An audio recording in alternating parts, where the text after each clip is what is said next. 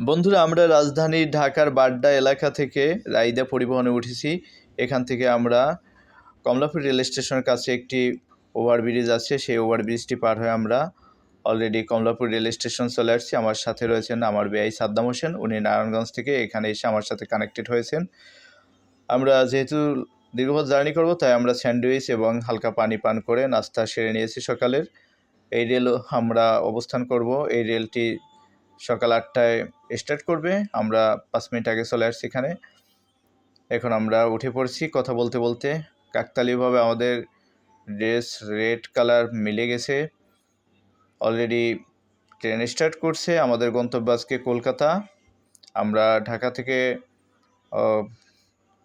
দর্শনা চুয়াডাঙ্গার একটি rail station, সেখানে যাব।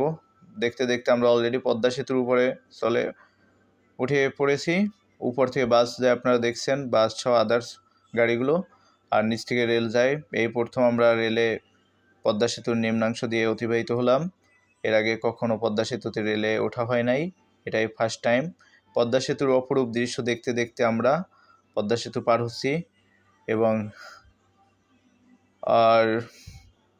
আমরা পদ্মা সেতু অতিক্রম করে এপারে চলে আসছি বাংলাদেশের দক্ষিণ ভাগে। আমরা বেশ কয়েকটি জেলা অতিবাহিত করব। ঢাকা, মুন্সিগঞ্জ দুটি অতিবাহিত করলাম। এখন আমরা রাজবাড়ী, ফরিদপুর, বাহ কি অপরূপ দৃশ্য! আসলে কবি জীবনানন্দ দাশ বেঁচে থাকলে এই আঁকাবাঁকা রাস্তা, জিগজ্যাগ রোড এবং প্রাকৃতিক অপরূপ সৌন্দর্য, গ্রাম বাংলার ঐতিহ্য এবং সবুজ বৃক্ষরাজি সারি সারি, এগুলো উনি খুব ওনার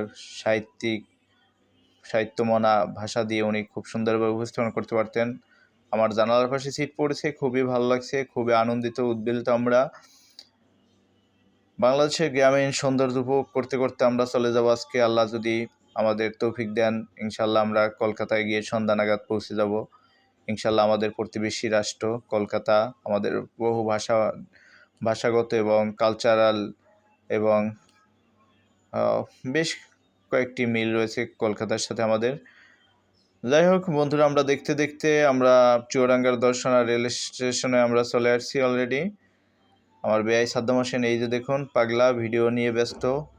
বন্ধু তরঙ্গ ভাই এবং আরেকজন আছে দিদার ভাই। আমরা মূলত 4 ফ্রেন্ড এই জার্নিতে আমরা একসঙ্গে।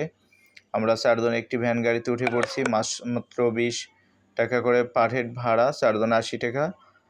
তো আমার সাথে রয়েছেন আমার বন্ধু দিদার এবং তরঙ্গ ভাই এবং বেআই সাদ্দাম হোসেন। আমরা 4 জন মিলেই অলরেডি কলকাতার দিকে রওনা করছি। কলকাতার বলতে বাংলাদেশ ইমিগ্রেশন দিকে আগে যাব, তারপরে ওখান থেকে ইমিগ্রেশন কমপ্লিট করব। বন্ধুরা, এই সাইডটি এই যে দেখতে পাচ্ছেন, এটি ইন্ডিয়ার দিক। এখান থেকে ডাইরেক্ট মৈত্রী এক্সপ্রেসগুলো ইন্ডিয়ায় প্রবেশ করে, এখানে কোনো বিরতি বা স্টপেজ নেই। আর এই সাইডটি হচ্ছে বাংলাদেশের সাইড। তো আপনারা দেখলেন একটি সাইড বাংলাদেশের আর একটি সাইড ইন্ডিয়ার দেখালাম। যেহেতু 12:30 কোনো একটা বেজে গেছে, আমরা এখন লাঞ্চ সেরে নেব। ভাত, ডাল, ডিম এগুলো দিয়ে আমরা লাঞ্চ সেরে নিলাম মাত্র 50 টাকা করে, যেহেতু আমরা সবাই বাজেট ট্রাভেলার, বহু দেশ বহুবার ঘুরতে হয়।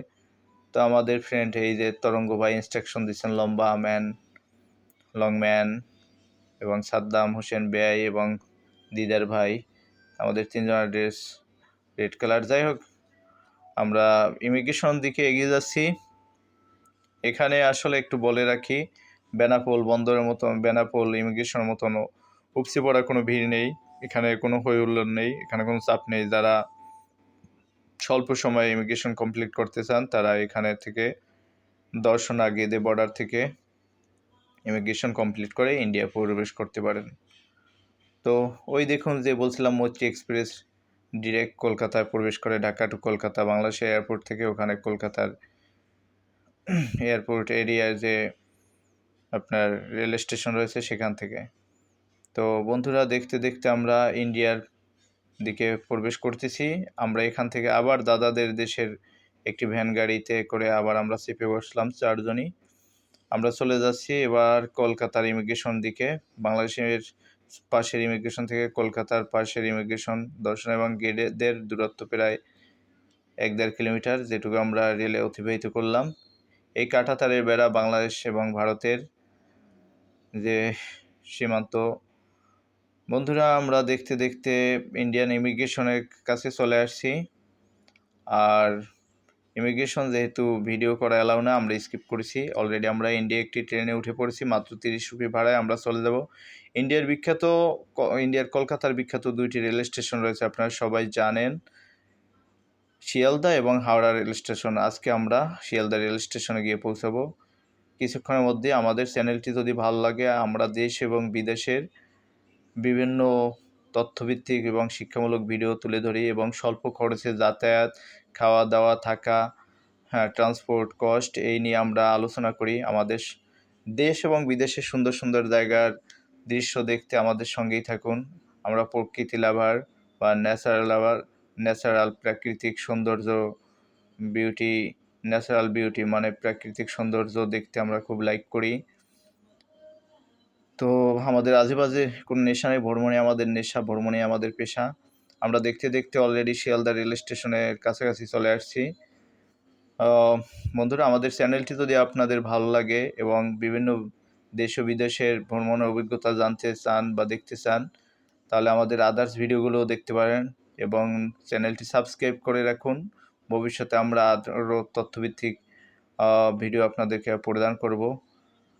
আমরা 8টি-9টি দেশ এক একজনে ভ্রমণ করছি প্রত্যেকেই, সে বিষয়ে আমরা বিস্তারিত তুলে ধরব। আমরা অলরেডি কলকাতার শিয়ালদা রেল স্টেশন চলে আসছি। সুবিশাল রেল স্টেশন, বাংলাদেশের কমলাপুর রেল স্টেশন থেকে অনেক গুণ বড়, যতদূর চোখ যায় ততদূর।